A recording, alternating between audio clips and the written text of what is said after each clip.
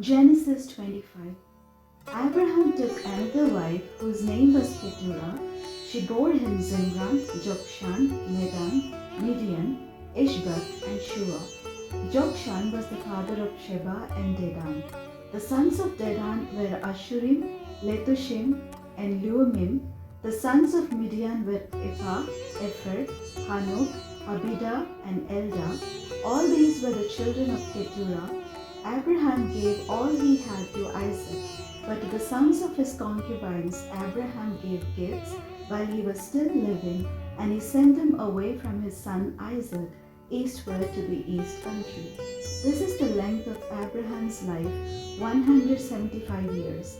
Abraham breathed his last and died in a good old age, an old man and full of years, and was gathered to his people. His sons Isaac and Ishmael buried him in the cave of Machpelah, in the field of Ephron, son of Zohar the Hittite, east of Mamre, the field that Abraham purchased from the Hittites. There Abraham was buried with his wife Sarah. After the death of Abraham, God blessed his son Isaac, and Isaac settled at Beer-lahai-roi. These are the descendants of Ishmael, Abraham's son, whom Hagar, the Egyptian Sarah's slave girl, bore to Abraham. These are the names of the sons of Ishmael, named in the order of their birth: Nebaioth, the firstborn of Ishmael, and Kedar, Adbeel, Mibsam, Mishma, Duma, Massa, Hadad, Tema, Jetur, Naphish, and Kedemah. These are the sons of Ishmael, and these are their names by their villages and by their encampments, 12 princes according to their tribes. This is the length of the life of Ishmael, 137 years. He breathed his last and died, and was gathered to his people. They settled from Havilah to Shur, which is opposite Egypt in the direction of Assyria. He settled down alongside of all his people. These are the descendants of Isaac, Abraham's son. Abraham was the father of Isaac, and Isaac was 40 years old when he married Rebekah, daughter of Bethuel, the Aramean of Paddan Aram, sister of Laban the Aramean. Isaac prayed to the Lord for his wife because she was barren, and the Lord granted his prayer, and his wife Rebekah conceived. The children struggled together within her, and she said, "If it is to be this way, why do I live?" So she went to inquire of the Lord, and the Lord said to her, "Two nations are in your womb, and two peoples born of you shall be divided. The one shall be stronger than the other, the elder shall serve the younger." When her time to give birth was at hand, there were twins in her womb. The first came out red, all his body like a hairy mantle, so they named him Esau. Afterward his brother came out, with his hand gripping Esau's heel, so he was named Jacob. Isaac was 60 years old when she bore them. When the boys grew up, Esau was a skillful hunter, a man of the field, while Jacob was a quiet man living in tents. Isaac loved Esau because he was fond of game, but Rebekah loved Jacob. Once when Jacob was cooking a stew, Esau came in from the field, and he was famished. Esau said to Jacob, "Let me eat some of that red stuff, for I am famished." Therefore he was called Edom. Jacob said, "First sell me your birthright." Esau said, "I am about to die. Of what use is a birthright to me?" Jacob said, "Swear to me first." So he swore to him and sold his birthright to Jacob. Then Jacob gave Esau bread and lentil stew, and he ate and drank and rose and went his way. Thus Esau despised his birthright. Genesis 26.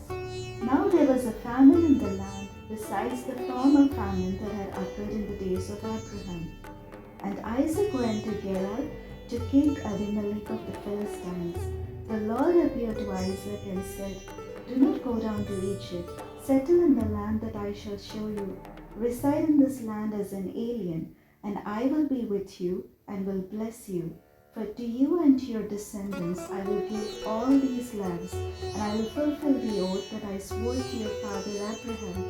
I will make your offspring as numerous as the stars of heaven, and I will and will give to your offspring all these lands, and all the nations of the earth shall gain blessing for themselves through your offspring, because Abraham obeyed my voice and kept my charge, my commandments, my statutes, and my laws. So Isaac settled in Gerar. When the men of the place asked him about his wife, he said, "She is my sister." For he was afraid to say my wife, thinking, or else the men of the place might kill me for the sake of Rebekah, because she is attractive in appearance. When Isaac had been there a long time, King Abimelech of the Philistines looked out of a window and saw him fondling his wife Rebekah. So Abimelech called for Isaac and said, "So she is your wife. Why then did you say she is my sister?" Isaac said to him, "Because I thought I might die because of her." Abimelech said, "What is this you have done to us? One of the people might easily have lain with your wife, and you would have brought guilt upon us." So Abimelech warned all the people, saying, "Whoever touches this man or his wife shall be put to death." Isaac sowed seed in that land, and in the same year reaped 100-fold. The Lord blessed him, and the man became rich. He prospered more and more until he became very wealthy.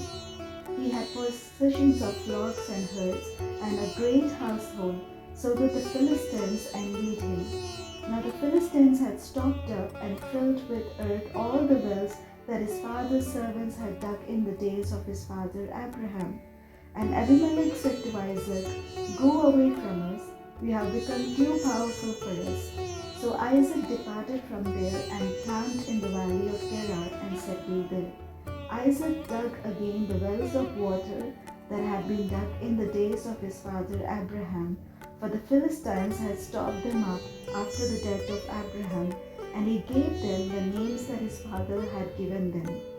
But when Isaac's servants dug in the valley and found there a well of spring water, the herders of Gerar quarreled with Isaac's herders, saying, "The water is ours."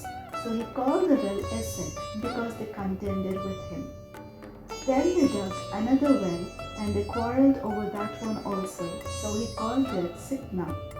He moved from there and dug another well, and they did not quarrel over it. So he called it Rehoboth, saying, "Now the Lord has made room for us, and we shall be fruitful in the land."